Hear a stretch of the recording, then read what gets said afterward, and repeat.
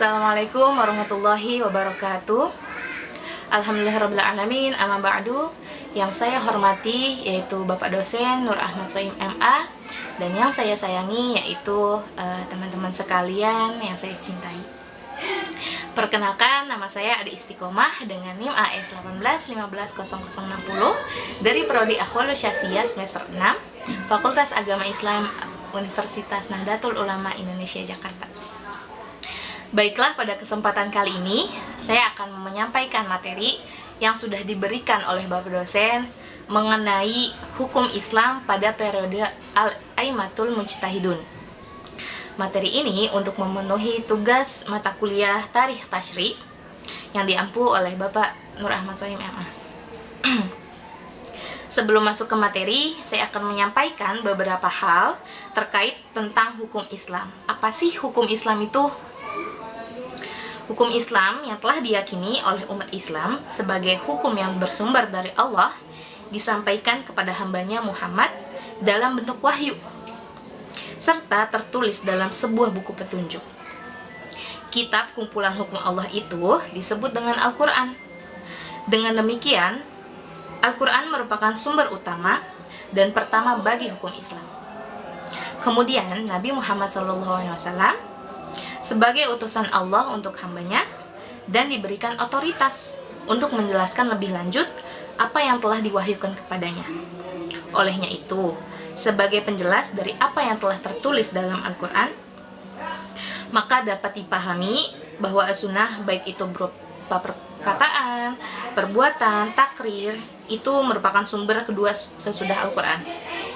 Namun diakui juga bahwa Al-Quran dan as-sunnah itu terbatas, baik dalam peristiwa maupun penetapan hukumnya. Sementara semakin lama semakin banyak persoalan hidup dan kehidupan manusia dan beraneka ragam pula masalahnya. Nah, pada kesempatan kali ini ada beberapa poin yang akan saya sampaikan, yaitu yang pertama, bagaimana sih faktor perkembangan hukum Islam, lalu yang kedua, apa saja mazhab-mazhab dan pemikirannya, lalu yang ketiga, apa pengaruh pembukuan hadis terhadap hukum Islam, dan yang terakhir yaitu apa pengaruh pembukuan usul fikih terhadap hukum Islam. Baiklah, tidak perlu berlama-lama, langsung saja kita lihat materinya. Oke, selanjutnya yaitu saya akan menjelaskan dulu faktor perkembangan hukum Islam. Ada 4 faktor. Yang pertama itu perhatian para khalifah terhadap fikih dan fuqaha. Para khalifah Abbasiyah tidak membatasi perhatiannya terhadap politik saja, sebagaimana pada Umayyah. Akan tetapi, lebih menekankan langkah-langkah agama. Demikian pula, mereka tidak menyepelekan posisi para fuqaha seperti yang telah dilakukan oleh para khalifah. Misalnya Abu Ja'far al-Mansur membeli berbagai hadiah, Al-Mahdi dan khalifah sesudahnya menjauhkan kaum zindik dan menyiksanya, serta Ar-Rasyid menghususkan Abu Yusuf. Abu Yusuf itu siapa? Yaitu salah seorang murid dari Imam Abu Hanifah sebagai teman bergaul. Demikian pula Al-Ma'mum bergaul bersama ulama dalam diskusi ilmiah. Jadi dari penjelasan ini dapat dipahami bahwa perhatian khalifah terhadap fikih dan fuqaha ini telah memberikan pengaruh yang jelas dalam pembentukan hukum, terutama situasi yang diorientasikan oleh para hakim, sehingga apa yang dianjurkan oleh para hakim, masyarakat cepat merealisasikan tujuan mereka. Selanjutnya yang kedua yaitu kebebasan berpikir.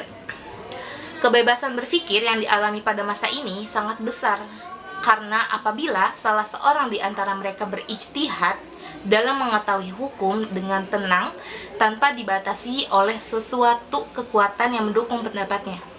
Namun yang menjadi sumber rujukannya adalah Al-Quran dan Sunnah Rasul. Pada waktu itu, pemerintah tidak mengharuskan undang-undang khusus dalam pembentukan hukum, dan tidak ada mazhab tertentu dalam fikih, sehingga dalam satu masalah yang dihadapkan kepada para fuqaha akan diperoleh lebih dari satu fatwa hukum, karena masing-masing qadhi dan para mufti berfatwa dengan pendapat hasil ijtihad mereka. Demikian pula, orang yang siap berijtihad, mereka mengikuti mufti mana saja, karena mazhab belum terbatas, dan orang tidak diharuskan untuk mengikuti satu mazhab tertentu. Lalu yang ketiga, yaitu luasnya wilayah kekuasaan Islam. Pada periode ini, kekuasaan Islam telah meliputi berbagai macam bangsa dengan latar belakang, tradisi, dan strata sosial serta kepentingan yang berbeda-beda. Wilayah kekuasaan tersebut berkembang secara luas ke timur hingga menembus sampai ke negeri Andalusia, yaitu Spanyol. Penduduk yang sangat luas ini sudah merupakan keharusan adanya undang-undang yang dijadikan pedoman dalam hidup bermasyarakat, berbangsa, dan bernegara, terutama pada qadhi dan gubernur, dengan ketetapan bahwa undang-undang dan pemberian fatwa-fatwa tetap bersumberkan dari syariah. Olehnya itu, para ulama berusaha mencurahkan segenap kapasitas kemampuannya mengembangkan seluruh permasalahan yang terjadi kepada sumber-sumber hukum. Karena di suatu negara banyak dipengaruhi oleh adat kebiasaan, seperti di Irak ahli fikih dihadapkan adat kebiasaan Persia dan Syria, Al-Auza'i itu dihadapkan adat kebiasaan dan hubungan sosial yang semuanya bercorak Romawi. Lalu jadi para ulama ini berusaha membersihkan apa yang dihadapinya, sebagaimana diterima dan sebagiannya juga ditolak dalam kehidupannya umum itu bercorak Islami, sehingga dikenal banyak hukum-hukum bersumber dari hadis-hadis dan adat. Berdasarkan pertimbangan kemaslahatan dan hajat tertentu, hal ini menunjukkan bahwa perundang-undangan dalam Islam tidak mempersempit kebutuhan hidup dan tidak mengurangi kemaslahatan. Yang keempat yaitu pembukaan ilmu pengetahuan. Pada periode ini, Al-Quran sudah dibukukan dan tersebar luas di kalangan umat Islam. Demikian pula hadis Nabi kebanyakan telah dibukukan sejak awal abad kedua Hijriah. Serta fatwa sahabat dan tabi'in juga telah dibukukan. Olehnya itu, para imam mujtahid pada periode ini ketika menghadapi berbagai kemasalahan, maka dengan mudah mereka merujuk kepada Al-Quran dan Sunnah sebagai fatwa serta fatwa sahabat dan tabi'in. Pada periode ini muncul tokoh yang memiliki bakat dan kemampuan yang didukung oleh situasi dan kondisi yang ada, sehingga rukun Islam semakin berkembang, seperti Abu Hanifah, Imam Malik, Imam Syafi'i, dan Ahmad bin Hanbal, serta sahabat mereka dan tokoh-tokoh lainnya yang semasa dengan mereka. Keempat tokoh inilah yang besar pengaruhnya dalam periode ini. Oke. Setelah terjadinya pembukuan tafsir dan sunnah, maka sumber-sumber hukum Islam ini ada 4. Yang pertama itu Al-Quran, yang kedua sunnah, yang ketiga adalah ijma, dan yang terakhir adalah ijtihad dengan metode qiyas. Nah, selanjutnya ini saya menjelaskan tentang mazhab-mazhab fikih. Sudah kita ketahui ya, mazhab itu ada 4. Yang pertama itu Imam Abu Hanifah, yaitu pada periode 80 Hijriah sampai 150 Hijriah. Yang kedua Imam Malik bin Anas pada periode 93 Hijriah sampai 173 Hijriah. Yang ketiga yaitu Imam Syafi'i, yaitu periodenya 150 Hijriah sampai 204 Hijriah. Dan yang keempat itu Imam Ahmad bin Hanbal pada periode 164 Hijriah sampai 241 Hijriah. Oke, yang pertama saya akan menjelaskan tentang mazhab Imam Abu Hanifah. Nama lengkapnya adalah Al-Nu'man bin Sabit. Lahir pada tahun 80 Hijriah di Kufah dan wafat pada tahun 150 Hijriah di Baghdad. Ia termasuk keturunan bangsawan Persia yang merdeka. Abu Hanifah termasuk mengikut tabi'in dan menerima ilmu fikih dari Hamad bin Abi Sulaiman dari Ibrahim al-Makai, dari Alqamah bin Qais, dari Ibnu Mas'ud. Abu Hanifah seorang yang cerdas dan cakap dalam berdebat. Metode belajar mengajar di kalangan para muridnya adalah metode diskusi. Ia mengawali kajiannya dengan melontarkan suatu masalah, lalu mendiskusikannya bersama-sama, sehingga melahirkan pandangan sebagai jawaban terhadap masalah yang diajukan sebelumnya. Apa sih pemikirannya Imam Abu Hanifah? Nah, dalam metodologi penetapan hukum yang ditempuh oleh Abu Hanifah, yaitu sebagai berikut. Sesungguhnya, saya berpedoman kepada Al-Quran. Jika saya tidak mendapatkannya dari Al-Quran, maka saya berpedoman kepada sunnah Rasul dan atsar-atsar yang sahih dan yang terdapat di kalangan orang sikoh. Sikoh itu apa? Adil dan dobit. Bila Al-Quran dan sunnah tidak juga saya temukan, maka saya beralih kepada keterangan para sahabat. Jika saya kehendaki dan meninggalkan pendapatnya, jika saya kehendaki. Kalau suatu masalah tidak ditemukan hukumnya dalam Al-Quran, sunnah dan pendapat para sahabat, maka saya berijtihad sebagaimana halnya Ibrahim, An-Nakhai, Al-Syabi, Al-Hasan, Ibn Sirin, dan Sa'id bin Musayyab berijtihad. Sahal bin Muzahib pernah berkata, Abu Hanifah suka memperhatikan adat istiadat dan hal ikhwal orang banyak. Ia memecahkan berbagai problematika jalan istisan. Jika metode ini pun tidak dapat ditempuh, maka beliau mengembalikan urusan itu kepada apa yang telah dilakukan oleh kaum muslimin. Oke, di sini ada 6 metodologi istinbat hukum Abu Hanifah. Yang pertama yaitu Al-Quran, yang kedua itu sunnah Rasulullah dan atsar-atsar yang sahih, yang ketiga itu fatwa para sahabat, yang keempat itu qiyas, yang kelima istihsan, dan yang terakhir yang keenam adalah adab yang berlaku di masyarakat.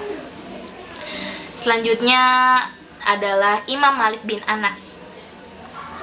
Nama lengkapnya adalah Malik bin Anas al-Asbahi.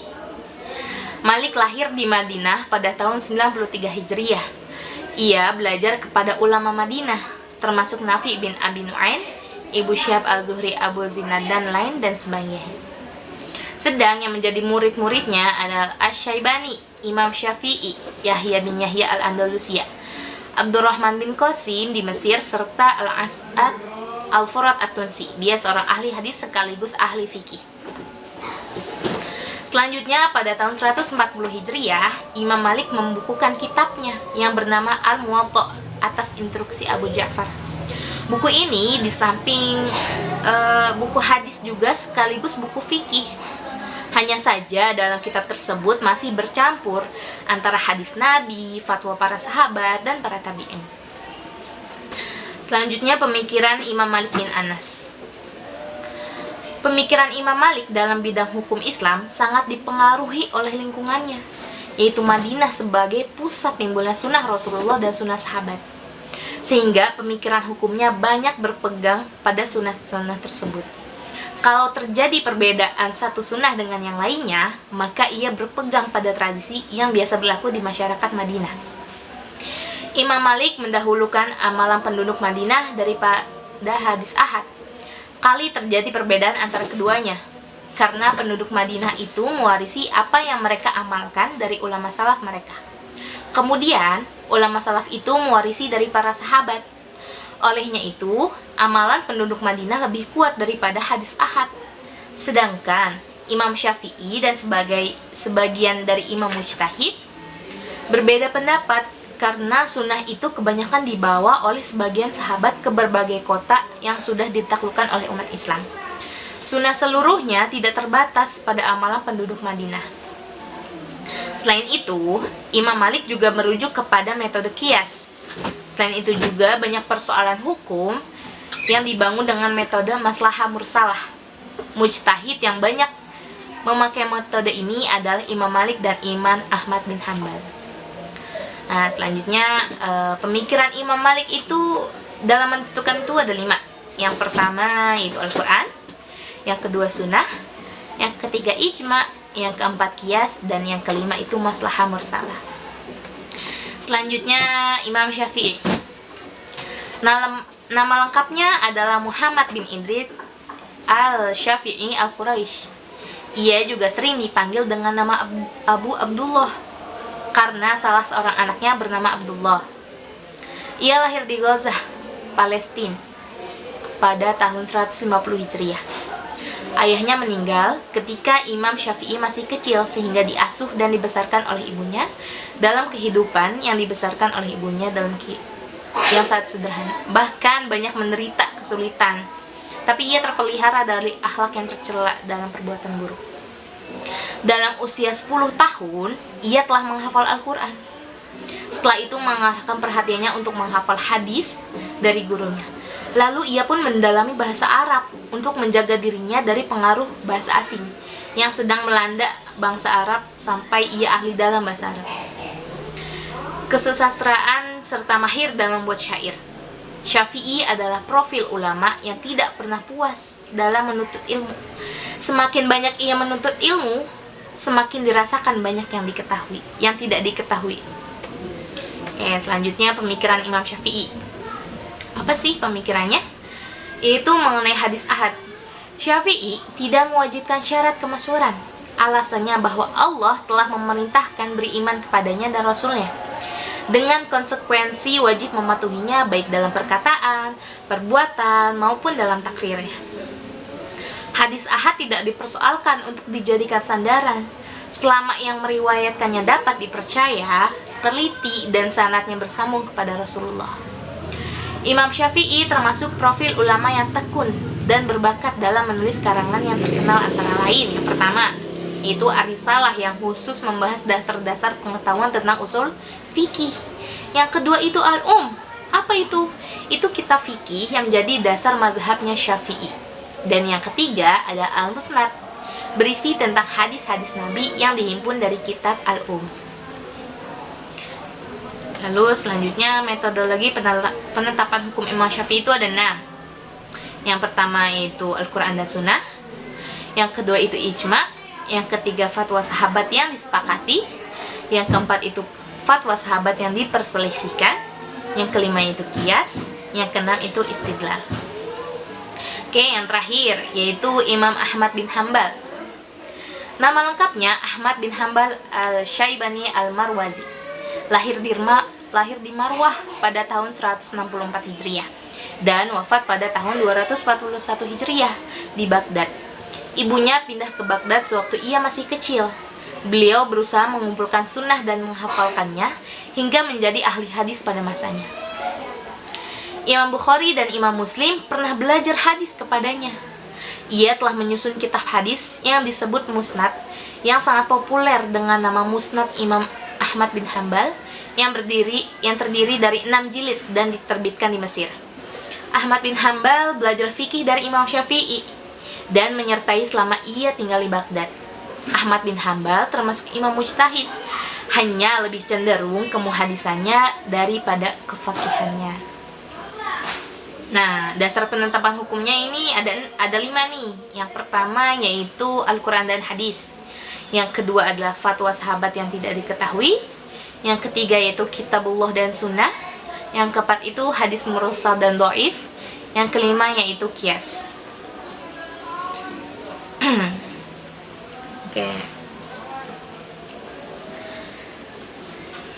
Selanjutnya yaitu pembukuan hadis.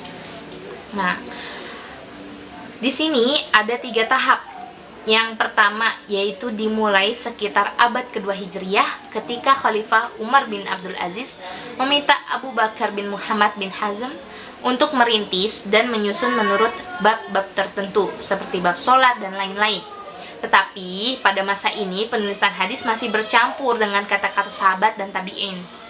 Lalu yang tahap kedua yaitu dimulai dari akhir abad kedua Hijriah. Pada tahap ini metodologi penulisan hadis berdasarkan sanad, atau dengan kata lain hadis ditulis menurut sanad-sanad tertentu seperti Mustad Abdullah bin Musa al-Kufi. Yang terakhir yang tahap ketiga yaitu dimulai sekitar pertengahan abad ketiga Hijriah hingga akhir abad keempat. Selanjutnya pengaruh pentadwinan sunnah dalam perkembangan tasyri'. Apa saja sih? Yang pertama, munculnya mazhab-mazhab fikih. Yang kedua itu banyaknya fuqaha tabi'in yang mengumpulkan hadis. Yang ketiga itu mempermudah melakukan ijtihad. Yang keempat itu menambah komitmen untuk menjalankan hukum Islam. Yang kelima itu dapat mengetahui perkembangan pembukuan hadis dan perawinya. Dan yang terakhir yaitu dapat menambah cakrawala pemikiran tentang sejarah pentadwinan sunnah.